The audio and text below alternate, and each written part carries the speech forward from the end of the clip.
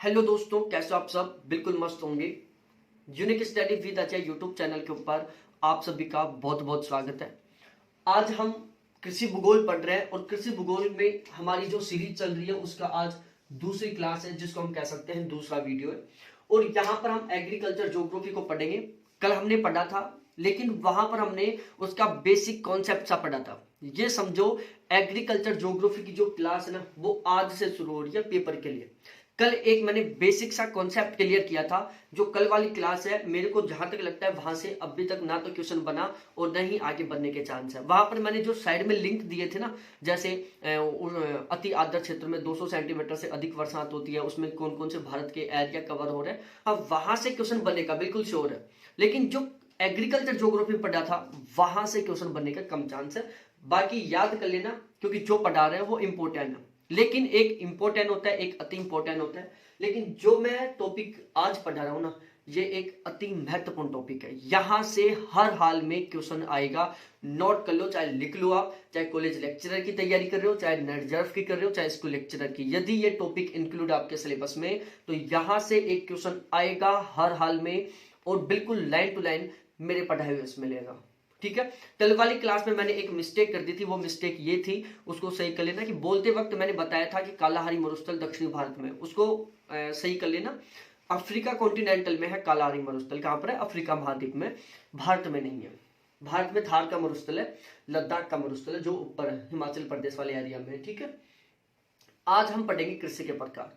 तो देखो, ये जो कृषि के प्रकार है ना, इनको हम थोड़ा अलग टाइप से पढ़ेंगे। अब आप बोलोगे कि सर अलग टाइप से कैसे? देखो, अलग टाइप से हम इस तरीके से पढ़ेंगे कि मैं जो चीजें समझाने की है उनको बहुत अच्छे से समझाऊंगा बोर्ड पर। उसके बाद जो चीज लिखवाने की है ना, उसको मैं डायरेक्टली बोलकर ही लिखवाऊंगा। तो जब मैं समझा रहा हूं उस टाइम आपको कुछ नहीं लिखना। मैं समझा रहा हूं उसको समझो। जैसे समझाने का टाइम हटता है उसके बाद मैं लिखवाऊंगा, तो फिर उसको आप नोट डाउन करते रहना। तो जो एग्रीकल्चर के टाइप है, उसमें हम सबसे पहले पढ़ते हैं जीवन निर्वाह कृषि। जीवन निर्वाह कृषि क्या होती है? एक बार इस शब्द को देखो, जीवन निर्वाह। जिस कृषि से जीवन का निर्वाह होता है, इस शब्द का थोड़ा सा संधि विच्छेद करो आप। थोड़ा सा संधि विच्छेद करो। जीवन निर्वाह कृषि, जिस कृषि से जीवन का निर्वाह होता है, जिस कृषि से जीवन चलता है। ठीक है, उसको कहते हैं कौन सी? जीवन निर्वाह कृषि। देखो, जीवन निर्वाह कृषि में एक बहुत खास विशेषता होती है इसकी। और इसकी सबसे खास विशेषता क्या होती है, मैं समझाता हूं आपको। यहां पर सामान्यतः ऐसी फसलें पैदा की जाती है जो केवल खाद्यान्न के लिए है। जैसे गेहूं की फसल पैदा की, पहले खुद की पूर्ति कर लिया। जैसे गेहूं की फसल पैदा हुई, जैसे सपोज दैट 20 बोरी पैदा हुई, तो अपने पेरेंट्स क्या करते हैं, भाई 10 बोरी तो हमें साल भर खाने के लिए चाहिए, 2 बोरी हमारे पशुओं के लिए चाहिए, टोटल 12 बोरी हो गई। 8 बोरियों को हम बेच देते हैं।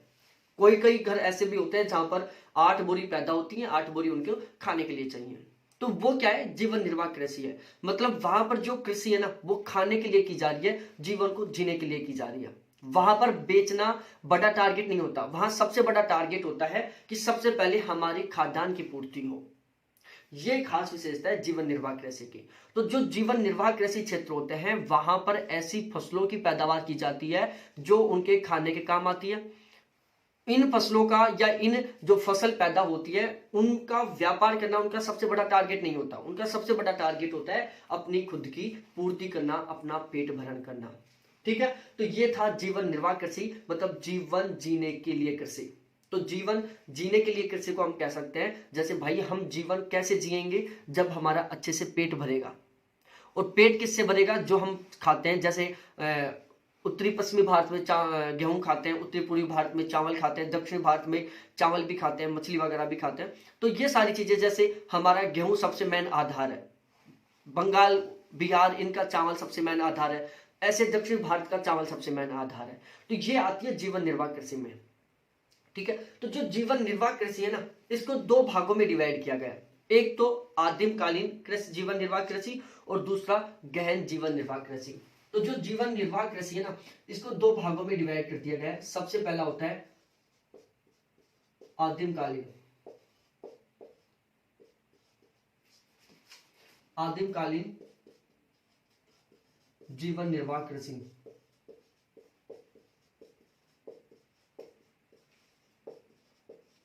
दूसरा होता है गहन जीवन निर्वाह कृषि। तो इस तरीके से जो जीवन निर्वाह कृषि है उसको दो भागों में डिवाइड कर दिया गया, जिसमें पहला भाग था आदिम कालीन जीवन निर्वाह कृषि, दूसरा आता है गहन जीवन निर्वाह कृषि। तो आदिम का मतलब क्या है? आदिम कालीन का मतलब है परंपरागत तरीका, ठीक है, हम परंपरागत समय बोल सकते हैं, पहले का समय।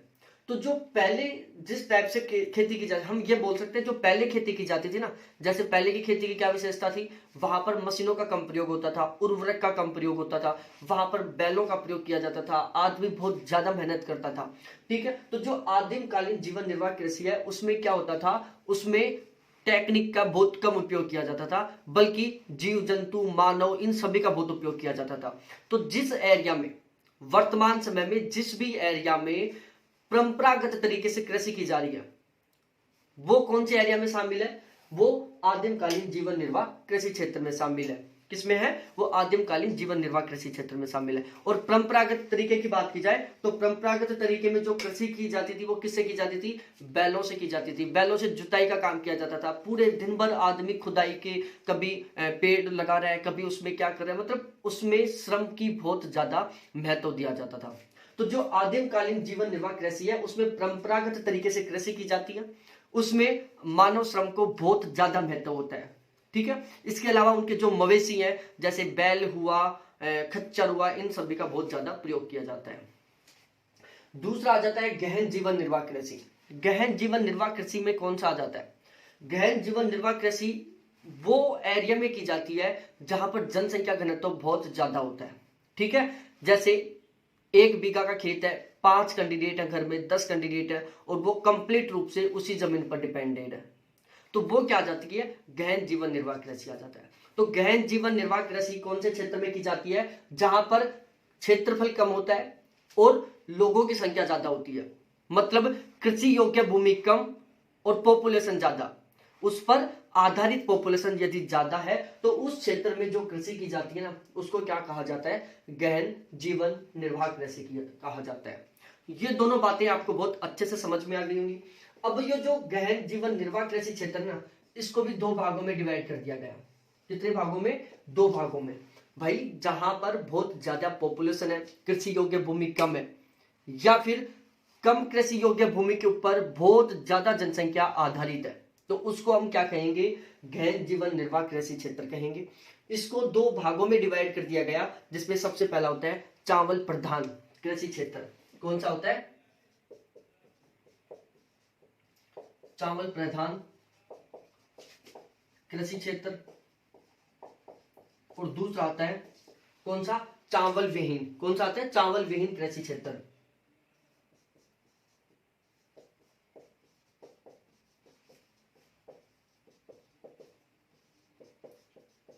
अब देखो चावल प्रधान का मतलब क्या है, चावल प्रधान का मतलब है वो एरिया जहां पर चावल की खेती बहुत ज्यादा की जाती है, ठीक है, वो एरिया जहां पर चावल की खेती बहुत ज्यादा की जाती है। जैसे हिटल सिंह महोदय के बारे में एक छोटा सा बात बता देता हूं।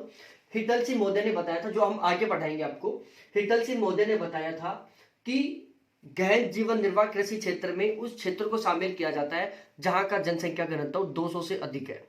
कितना है, जहां का जनसंख्या घनत्व 200 से अधिक है। भारत का जनसंख्या घनत्व 200 से अधिक है, इसलिए भारत किसमें शामिल है, हिटलसी के अनुसार गहन जीवन निर्वाह कृषि क्षेत्र में शामिल है। अब हम इसका बिल्कुल भारत में प्रूफ देखते हैं। एक साइड हो गया चावल प्रधान कृषि क्षेत्र। चावल की खेती सबसे ज्यादा कहां की जाती है, जैसे बंगाल देख लो, बंगाल का जनसंख्या घनत्व 1102 है, वहां पर चावल की खेती की जाती है। बिहार देख लो 1029 जनसंख्या घनत्व है, वहां पर चावल की खेती की जाती है, ठीक है। तो वो क्षेत्र जहां पर चावल की खेती की जाती है उसको हम क्या कहते हैं, चावल प्रधान कृषि क्षेत्र कहते हैं। दूसरी साइड वो क्षेत्र जहां पर चावल की खेती नहीं की जाती लेकिन वो गहन जीवन निर्वाह कृषि क्षेत्र में शामिल होते हैं। जैसे भारत में मैं बात करूं तो भारत का जो उत्तरी पश्चिमी भाग है, जैसे राजस्थान है, पंजाब है, हरियाणा है, गुजरात है, मध्य प्रदेश है, उत्तरी पश्चिमी उत्तर प्रदेश है, तो ये क्या है, गहन जीवन निर्वाह कृषि क्षेत्र में शामिल है। लेकिन यहां पर चावल की खेती नहीं की जाती। क्या, यहां पर चावल की खेती नहीं की जाती, ये चावल विहीन कृषि क्षेत्र में। अब आप बोलोगे कि जहां पर चावल की खेती नहीं की जाती, जो चावल विहीन कृषि क्षेत्र है, तो वहां पर किसकी खेती की जाती है? तो ध्यान से सुन लेना, इस बात को आप नोट भी कर लेना अब भी चाहे। चावल विहीन कृषि क्षेत्र में स्पेशली रूप से गेहूं की खेती की जाती है। किसकी की जाती है? गेहूं की खेती की जाती है। ठीक है, तो ये मैंने भारत से ही समझा दिया आपको। एक छोटा सा डायग्राम बना के मैं समझा देता हूं। ये हमारा भारत है सपनों का। ठीक है, इस तरीके से ये अपने सपनों का भारत है। तो भारत का ये वाला एरिया, जैसे यहां पर बंगाल आ गया, पश्चिमी बंगाल आ गया, यहां पर बिहार आ गया, ये उत्तर प्रदेश आ गया। तो ये वाला क्षेत्र कौन सा है? चावल प्रधान कृषि क्षेत्र, जिसको हम ए बोल रहे हैं। ठीक है, दूसरी साइड जो ये वाला क्षेत्र है, ये कौन सा आता है? चावल विहीन कृषि क्षेत्र आता है, जहां पर चावल की नहीं बल्कि गेहूं की खेती की जाती है। जो उत्तरी पश्चिमी भारत का मुख्य खाद्यान्न है वो क्या है? गेहूं है, चावल नहीं है। जबकि जो उत्तरी पूर्वी भारत है उसका मुख्य खाद्यान्न क्या है? चावल है। तो उत्तरी पूर्वी भारत आ जाता है चावल प्रधान कृषि क्षेत्र में, और उत्तरी पश्चिमी भारत आ जाता है चावल विहीन कृषि क्षेत्र में, जहां पर चावल की बजाय गेहूं की खेती की जाती है। तो ये बात आपको बहुत अच्छे से समझ में आ गई होगी। ये यहां तक कि आपके सारे कॉन्सेप्ट क्लियर हो गए होंगे। ठीक है, अब आता है बात लिखने की। तो अब आप लिखो, मैं थोड़ा थोड़ा फास्ट करके आपको बोल के लिखवाता हूं जीवन निर्वाह कृषि क्षेत्र के बारे में। तो इसके नीचे एक दो लाइन लिख लो। जीवन निर्वाह कृषि क्षेत्र के नीचे लिखो पहली लाइन, यहां पर मुख्यतः उन फसलों की पैदावार की जाती है जिनका मुख्यतः उपयोग खाद्यान्न के रूप में किया जाता है। पहली लाइन लिखो कि इस क्षेत्र में मुख्यतः उन फसलों की पैदावार की जाती है जिनका प्रयोग प्रमुखतः या मुख्यतः खाद्यान्न के रूप में किया जाता है। दूसरा, यहां पर जो फसलें पैदा की जाती हैं उनका सबसे बड़ा लक्ष्य होता है खाद्यान्न की पूर्ति करना। क्या होता है? खाद्यान्न की पूर्ति करना। व्यापार करना उनका कोई भी उद्देश्य नहीं होता है, उनको बेचना उनका कोई उद्देश्य नहीं होता है।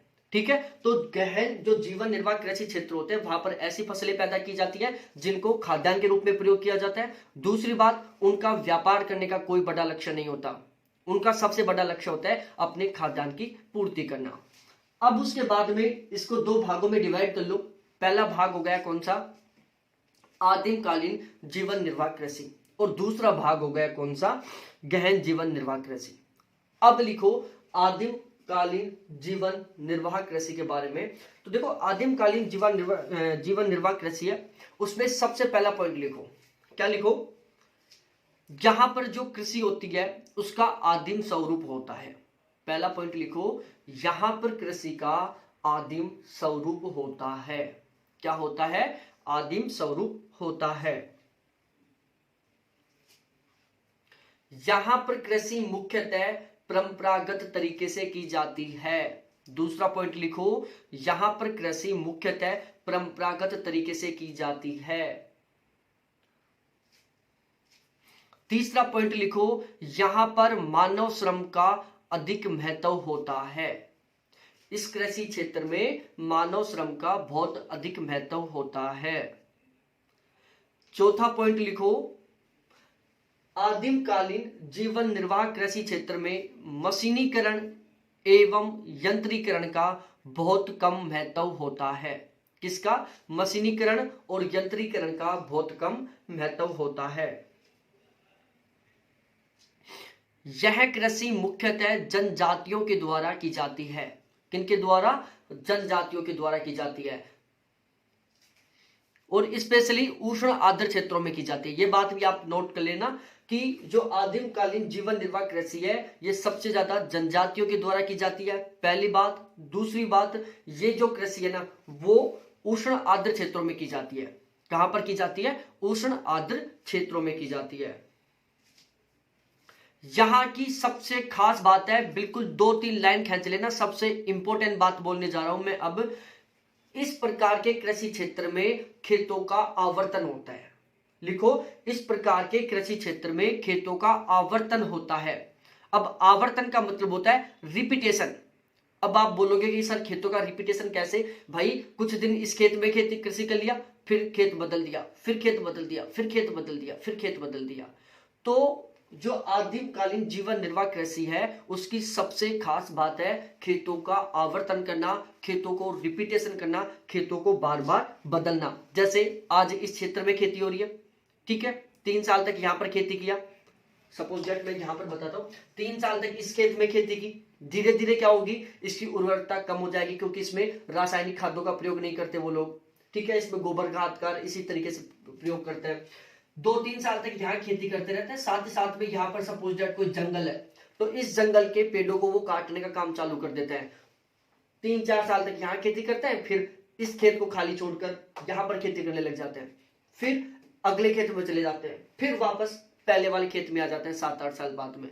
तो इस तरीके से जो आदिमकालीन जीवन निर्वाह कृषि क्षेत्र है उसकी सबसे बड़ी सबसे खास बात क्या है कि इसमें खेतों का आवर्तन होता है, जहां पर खेतों का रिपीटेशन होता है। कृषि की प्रवृत्ति प्रवासी टाइप की होती है, ये बात भी लिख लो, कृषि की प्रवृत्ति प्रवासी होती है। प्रवासी का मतलब होता है एक स्थान से दूसरे स्थान पर, कभी यहां पर खेती हो रही थी, फिर खेत बदलकर यहां पर कर दिया गया, फिर खेत बदलकर यहां पर कर दिया गया। तो जो आदिमकालीन कृषि क्षेत्र होता है उसमें कृषि की प्रवृत्ति कैसी होती है, प्रवासी टाइप की होती है। कैसी होती है, प्रवासी टाइप की होती है। तो ये बात हमने अच्छे से पढ़ लिया आदिमकालीन जीवन निर्वाह कृषि के बारे में। अब लिखो दूसरी बात, गहन जीवन निर्वाह, कौन सा, गहन जीवन निर्वाह कृषि क्षेत्र, कौन सा, गहन जीवन निर्वाह कृषि क्षेत्र।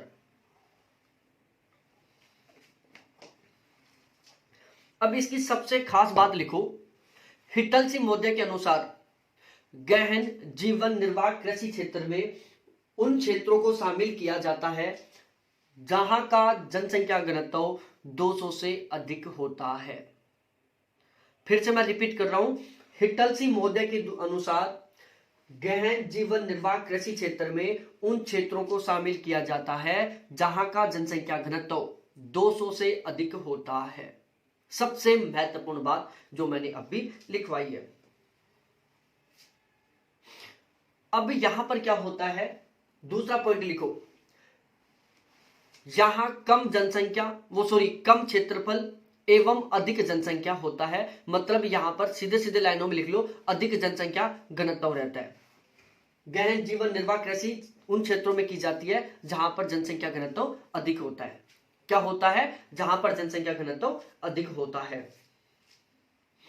यहां पर कृषि योग्य भूमि कम व उसके ऊपर जनसंख्या का दबाव अधिक होता है। यहां पर कृषि योग्य भूमि कम व उसके ऊपर जनसंख्या का दबाव अधिक होता है। बात वही आ गई, यहां पर जनसंख्या घनत्व अधिक होता है। सबसे महत्वपूर्ण बात लिखो, जो गहन जीवन निर्वाह कृषि क्षेत्र है वो स्पेशली मानसूनी क्षेत्र में की जाती है। कौन से में, मानसूनी क्षेत्र में की जाती है, जिसको हम क्लाइमेट क्लासिफिकेशन के अकॉर्डिंग AM लिख रहे हैं। अभी आप इसको AM भी लिख सकते हो, मानसूनी जलवायु प्रदेश, ठीक है। तो जो गहन जीवन निर्वाह कृषि क्षेत्र है वो कौन से क्षेत्र में किया जाता है, मानसूनी जलवायु वाले क्षेत्र में किया जाता है। कहां पर, मानसूनी जलवायु वाले क्षेत्र में किया जाता है। और इसके बाद में लिखो, यहां पर खेतों का आकार छोटा होता है, क्योंकि भाई जनसंख्या अधिक है तो खेतों का आकार छोटा छोटा होता जाता है, क्योंकि खेत बढ़ते जाते हैं। जैसे पड़दादा के 20 बीघा जमीन थी, उसके 3 बेटे हो गए, तो तीनों के 7-7 बीघा जमीन बट गई। फिर एक के 3 बेटे हो गए, फिर वो 7 बीघा जमीन 3 भागों में डिवाइड हो जाएगी। फिर एक के 2 गए, फिर वो जो जमीन है वो और छोटे छोटे भागों में डिवाइड हो जाएगी। तो यहां पर क्या है, अधिक जनसंख्या दबाव है, अधिक जनसंख्या है, इसकी वजह से जो खेतों का आकार है वो क्या होता जाता है, छोटा होता जाता है, क्योंकि खेत है जो दादा परदादा ऐसे बढ़ते जाते हैं, ठीक है। तो यहां पर खेतों का आकार छोटा होता है, जनसंख्या घनत्व अधिक होता है, कृषक के संपूर्ण परिवार का कृषि में योगदान होता है, कृषक के संपूर्ण परिवार का कृषि में योगदान होता है। यहां पर सस्य गहनता अधिक होती है। क्या, सस्य गहनता अधिक होती है। कोष्टक में लिख लो, भूमि का उपयोग अधिक होता है। सस्य गहनता अधिक होती है, कोष्टक में लिख लो, भूमि का उपयोग अधिक होता है। शस्य गहनता का मतलब है भाई एक ही साल में ज्यादा से ज्यादा फसल पैदा करने की कोशिश करना। जैसे पहले रबी की फसल बो दी, फिर बीच में जायद की फसल बो दी, फिर खरीफ की फसल बो दी। बिल्कुल भी खाली जगह नहीं छोड़ रहे हैं, हर एक छोटी छोटी जगह का भी अच्छे से यूज कर रहे हैं और ज्यादा से ज्यादा फसल पैदा करने की कोशिश कर रहे हैं। तो इस सिचुएशन को क्या कहते हैं? उच्च शस्य गहनता कहते हैं या भूमि का अधिकतम उपयोग कहते हैं। ठीक है, यहां पर प्रति हेक्टेयर अधिक उत्पादन होता है। क्या होता है? प्रति हेक्टेयर अधिक उत्पादन होता है। यहां मुख्यतः उच्च जन्म दर पाई जाती है। इस क्षेत्र में क्या होती है? मुख्यतः उच्च जन्म दर पाई जाती है। भाई जब जनसंख्या घनत्व अधिक है तो जाहिर सी बात है जो जन्म दर है वो भी उच्च ही पाई जाएगी। यदि यहां पर प्रति व्यक्ति की बात की जाए तो प्रति व्यक्ति कम उत्पादन होता है। ध्यान रखना, जो गहन जीवन निर्वाह कृषि क्षेत्र है उसकी दो सबसे खास बात है। पहली खास बात, यहां पर प्रति हेक्टेयर अधिक उत्पादन होता है और प्रति व्यक्ति कम उत्पादन होता है। ये दोनों बातें आपको बहुत अच्छे से ध्यान रखनी है कि प्रति हेक्टेयर अधिक उत्पादन और प्रति व्यक्ति कम उत्पादन। अरे भाई प्रति हेक्टेयर तो होगा जब आप जमीन का बहुत अच्छे से यूटिलाइज करोगे, और प्रति हेक्टेयर अधिक होगा, प्रति व्यक्ति कम उत्पादन अपने आप होगा जब एक बीघा जमीन है या एक हेक्टेयर जमीन है और उसमें 20 लोग काम कर रहे हैं, उसके ऊपर 20 लोगों की जीविका आधारित है, तो भाई प्रति व्यक्ति तो कम उत्पादन होगा ही। और जब उस जमीन का अच्छे से उपयोग किया जा रहा है, उसका बहुत ज्यादा गजब तरीके से यूटिलाइज करने की कोशिश की जा रही है, तो जाहिर सी बात है प्रति हेक्टेयर अधिक उत्पादन होगा। और इसकी सबसे खास बात एक और लिख लो, यहां पर मशीनों की तुलना में मानव श्रम का अधिक उपयोग किया जाता है। क्या किया जाता है? मशीनों की बजाय मानव श्रम का बहुत अधिक उपयोग किया जाता है। अब इसके बाद में इसको दो भागों में डिवाइड कर दिया गया, चावल प्रधान कृषि क्षेत्र, चावल विहीन कृषि क्षेत्र। जो चावल प्रधान कृषि क्षेत्र होते हैं यहां पर क्या की जाती है? चावल की कृषि की जाती है। और जो चावल विहीन कृषि क्षेत्र है यहां पर क्या की जाती है? गेहूं की खेती की जाती है।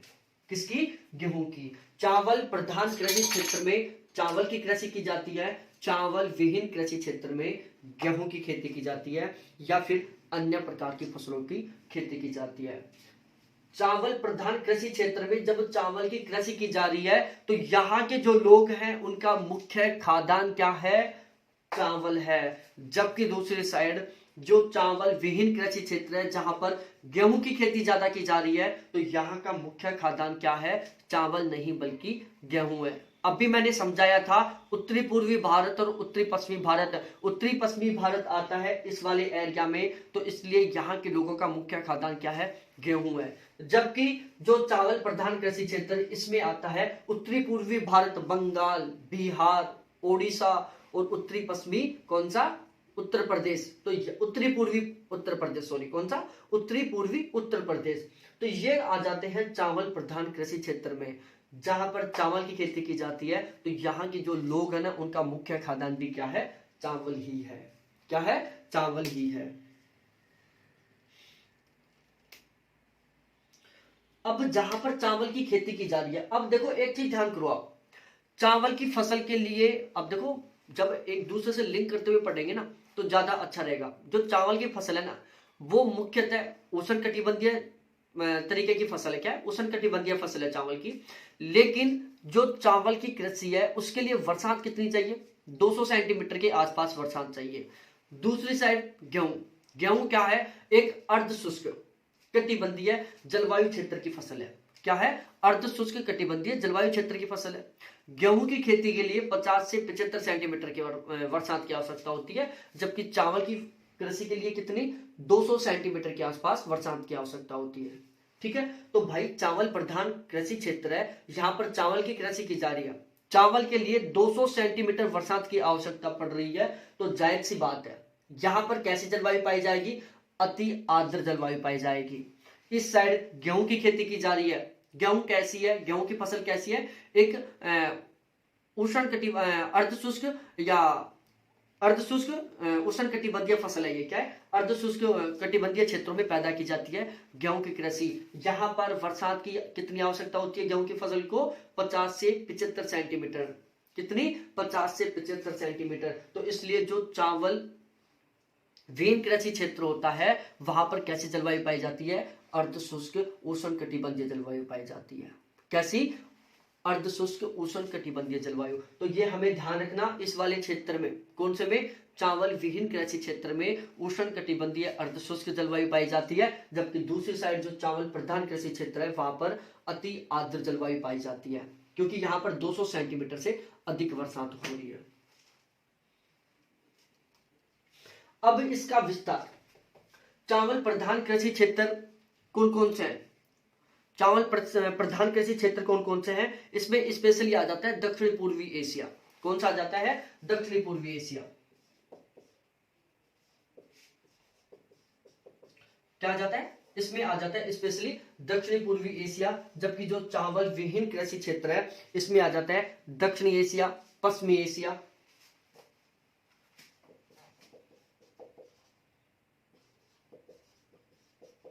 ठीक है, दक्षिण एशिया आ जाता है, पश्चिमी एशिया आ जाता है, गंगा का मैदान आ जाता है,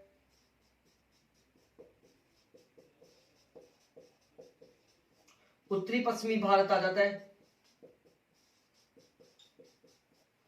इसके अलावा इरावदी घाटी क्षेत्र आ जाता है। इसके अलावा सिंधु घाटी क्षेत्र आ जाता है। मतलब वो सारे के सारे क्षेत्र आ जाते हैं जहां पर चावल की नहीं बल्कि गेहूं की खेती की जाती है। जैसे अमेरिका भी आ जाता है, ऑस्ट्रेलिया भी आ जाता है, यूरोप का स्टेपी क्षेत्र भी इसी में ही आ जाता है। जबकि इसमें सारे के सारे वो देश आ जाएंगे जहां पर चावल की खेती की जाती है, जैसे दक्षिणी एवं दक्षिण पूर्वी एशिया आ गया, जापान आ गया, कौन आ गया? जापान आ गया, चाइना आ गया। इस तरीके से इसमें सारे सारे वो देश आ जाते हैं जहां पर चावल की खेती बहुत ज्यादा की जाती है।